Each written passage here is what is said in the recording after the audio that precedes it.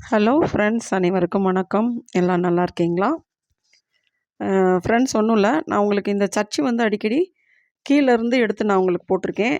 அதாவது இதன் கீழ் பக்கத்தில் உள்ள ஏரியாவுக்குள்ளேருந்து தான் நான் வந்து இந்த சர்ச்சை உங்களுக்கு காட்டியிருப்பேன். இன்றைக்கி சர்ச்சிலேருந்து ஏன்னா திரும்பவும் நான் ஃபாதரை ஒரு விஷயமா பார்க்க வேண்டிய சூழ்நிலை வந்தது. ஃபாதரை பார்த்துட்டு நான் வெளியே வந்தேன்.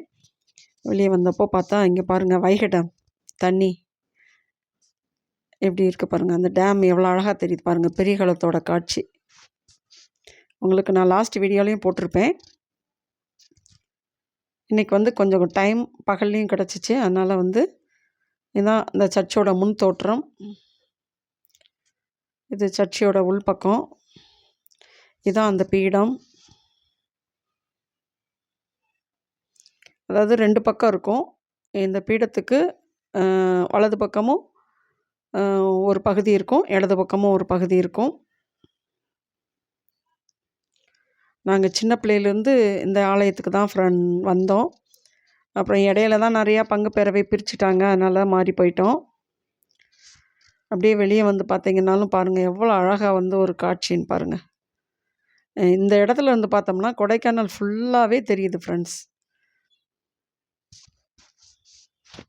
உங்களுக்கு ஒரு 10 நாளைக்கு முன்னால் போட்ட வீடியோவில் அந்த பெரியகுளம் நைட்டில் லைட் எரியிறது உங்களுக்கு நான் போட்டிருந்தேன். இப்போ பாருங்கள், நான் உங்களுக்கு பகலில் வந்து அந்த பெரியகுளம் டேம் எவ்வளோ அழகாக தெரியுது. இந்த பக்கம் அந்த ஏரியாவும் தெரியுது, ஆனால் வெயில்னால அவ்வளோக்கா தெரியாது. அந்த தண்ணி மட்டும் உங்களுக்கு வந்து நல்லா தெரியுது பாருங்கள்.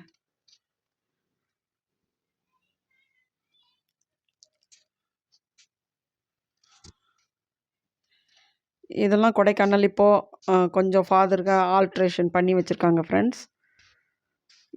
ஜூப்ளி ஆண்டு கொண்டாடினது அது எல்லாமே வந்து இந்த போர்டில் இருக்குது. இந்த இது எப்படின்னு கேட்டிங்கன்னா 1800 சொச்சத்தில் ஆரம்பிச்சிருக்காங்க ஃப்ரெண்ட். ஆனால் 1911 தான் இந்த ஆலயம் வந்து ஸ்டார்ட் ஆகிருக்கு. அப்போனா எத்தனை வருஷம் ஆச்சுன்னு பாருங்கள். இது அடுத்தடுத்து வந்த ஃபாதர்ஸ் வந்து புதுப்பித்த ஒரு பலகை பாருங்கள். அந்த இடத்துல இருந்து பார்த்தீங்கன்னா அந்த டோட்டல் கொடைக்கானலும் எது மேடு எது பள்ளம் அப்படின்றது வந்து உங்களுக்கு அழகாக காட்டுது பாருங்கள். அது டவுன் ஏரியா. இது கொடைக்கானல் அந்த சர்ச்சோட முன்பகுதி ஃப்ரெண்ட்ஸ். தூரத்துலேருந்து பார்த்தா ரொம்ப அழகாக இருக்கும். அதோட திருவிழா டைம்லலாம் அந்த டெக்கரேஷன் பண்ணியிருந்தாங்கன்னா ரொம்ப அழகாக இருக்கும் ஃப்ரெண்ட்ஸ் பார்க்குறதுக்கே. அதாவது இந்த சர்ச்சு தனியாக தெரியும். எந்த பில்டிங்கையும் இந்த சர்ச்சையை மறைக்க முடியாது. அந்த அளவுக்கு வந்து இந்த சர்ச்சு ஒரு தனி இடமா இருக்கும் பாருங்கள். டவுன் ஏரியா இது, அதுக்கு கீழ் ஏரியா. அங்கே பாருங்கள் பெரியகுளம் எவ்வளோ ஒரு அழகாக இருக்குது ஃப்ரெண்ட்ஸ் பாருங்கள். இது ரைட் சைடு வந்து சிவனடி ரோடு. சர்ச்சு பாருங்கள் எவ்வளோ பெருசாக இருக்குது, நல்ல பெரிய சர்ச்சு.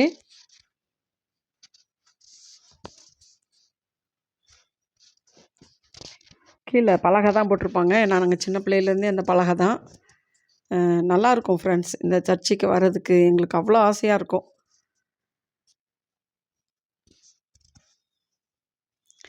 சரி, கொஞ்சம் நேரம் உட்காந்து ப்ரேயர் பண்ணேன். ஒரு முக்கியமான விஷயமா பங்கு தந்தையை பார்க்க வந்தேன். பார்த்துட்டு பாவம் அவர் தூங்கிட்டு இருக்க நேரத்துக்கு வந்துட்டேன் போல இருக்குது. ஆனாலும் அவர் வந்து அதாவது துணை பங்கு தந்தை என்ன சொன்னார், சரி நாளைக்கு வாங்க அப்படின்னாரு. ஆனால் பங்கு தந்தை வந்து கேமராவில் பார்த்துருப்பார் போல். பார்த்துட்டு என்ன விஷயம்னு சொல்லி அவர்கிட்ட கேட்டார், துணை பங்கு தந்தைகிட்ட. சார், அவங்க ஒரு முக்கியமான விஷயமா வந்திருக்காங்கன்னு சொன்னோன்னே, சரி இருக்க சொல்லுங்கள் வரேன்னு சொல்லிவிட்டு அதுக்கப்புறம் கிளம்பி உடனே கீழே வந்துட்டார் ஃப்ரெண்ட்ஸ். அவர்கிட்ட பேசிட்டு வெளியே வந்தோம். இங்கே பாருங்கள், இந்த பீடம் எவ்வளோ அழகாக இருக்குது. இதுக்கு முன்னால் வந்து இன்னும் இயற்கையான ஒரு டெக்கரேஷனோடு இருந்துச்சு. இதெல்லாம் இப்போ வந்து ஆல்டர்னேட்டிவ் பண்ணுது. இதை விட எங்களுக்கு அந்த பழைய பீடம் ரொம்ப பிடிக்கும். இது வந்து அந்த பீடத்தோட இடது பக்கம், வலது பக்கம். இதில் வந்து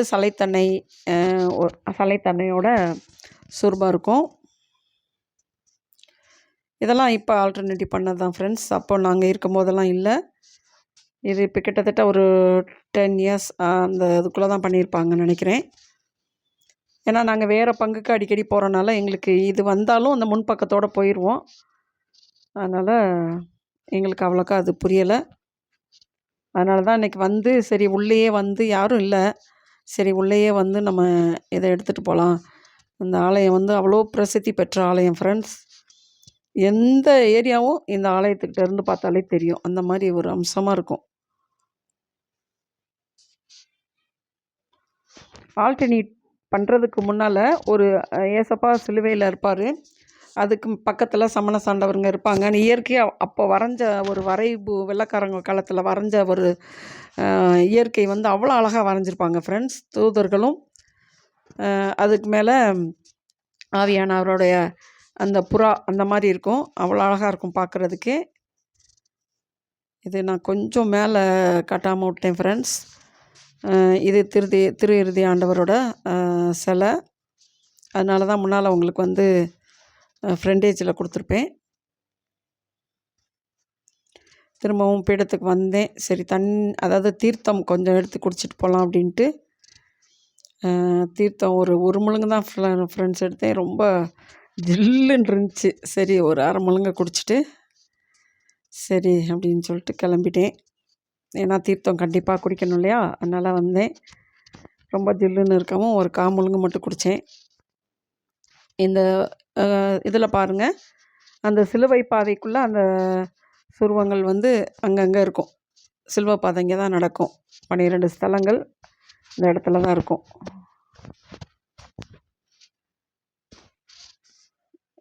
இங்கெல்லாம் சிலுவை பாதை நாங்கள் பார்த்து ரொம்ப வருஷம் ஆகுது ஃப்ரெண்ட்ஸ். எப்போ இந்த சபைகள் அங்கே இங்கே எல்லாத்துக்கும் மாற்றி மாற்றி விட்டாங்களோ, அதனால் அந்த பங்கு இந்த பங்குன்னு மாற்றி மாற்றி விட்டாங்க. நாங்கள் வந்து உகாத்தி நகர் பங்குக்கு போயிட்டோம். அதனால் கொஞ்சம் எங்களுக்கு வருத்தமாக இருக்கும். ஆனாலும் ஆண்டவர் எல்லா இடத்துலையும் இருக்கார்.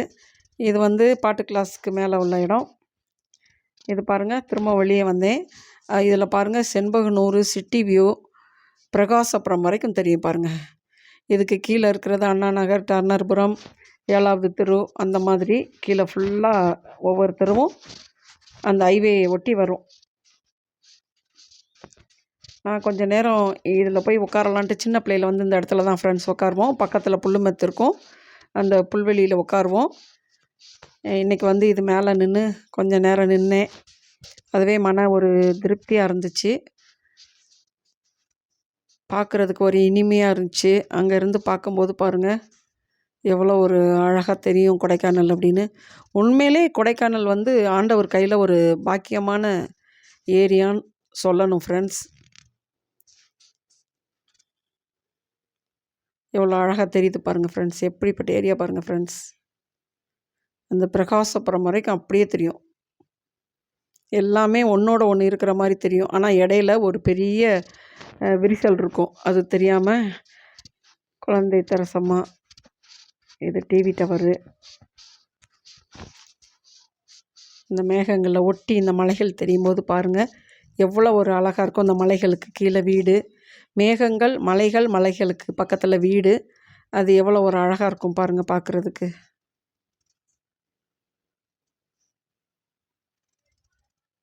சரி, இதான் வழி. இதுதான் ஃப்ரெண்ட்ஸ் அந்த வழி. கோயிலை விட்டு வெளியே வந்து கீழே வந்து அந்த சர்ச்சு ரோட்டு கீழே இது ஒரு குறுக்கு பாதை. இந்த பாதை வழியாக தான் ஏறி நாங்கள் சர்ச்சுக்கு வருவோம். அதே வழியாக தான் இப்போ நான் போய்கிட்டு இருக்கேன். இதில் எப்படின்னா, இப்போ தான் சிமெண்ட்டு படிக்கட்டு போட்டிருக்காங்க. அப்போல்லாம் வந்து கல் தான் போட்டிருப்பாங்க. 4 அடி நீளம், ஒரு அரை அடி, 1 அடி அகலம் உள்ள கல். அந்த கல்லுக்கு தான் பதிச்சிருப்பாங்க. அந்த கல்லில் ஏறி தான் இந்த சர்ச்சுக்கு வருவோம். இது லெஃப்ட்டில் இருக்கிறது வந்து மிஷன் சர்ச்சு. ஃபஸ்ட்டு 1வது தெரு. அது இறங்கினோன்னே ஃபஸ்ட்டு வந்து இதெல்லாம் வந்து அதோடு உள்ளது 1வது தெரு. இது 2வது தெரு. 2வது தெரு கீழே இறங்கிட்டுருக்கேன். பாருங்கள் ஃப்ரெண்ட்ஸ், எவ்வளோ ஒரு இயற்கை. இதெல்லாம் நான் ஸ்கூலுக்கு நடந்து போன பாதைகள். அதனால் அந்த பாதையெல்லாம் நான் திரும்பி வந்துக்கிட்டு இருக்கேன். இந்த ஒரு பழைய வீடு மட்டும்தான் இன்னும் புதுப்பிக்கப்படாமல் அப்படியே இருக்குது. இதுக்கு கீழே ஃபுல்லாக 3வது தெரு. இது 3வது தெரு ஃப்ரெண்ட்ஸ். இதுக்கு கீழே வந்து 3வது தெரு, 4வது தெரு, 5வது தெரு, 6வது தெரு அப்படி மாறி மாறி இருக்கும். தேங்க்ஸ் ஃபார் வாட்சிங். நெக்ஸ்ட் வீடியோ பார்ப்போம். இயற்கையே வாழ்க்கையின் பெரிய ரகசியம் தான் ஃப்ரெண்ட்ஸ். தேங்க்யூ.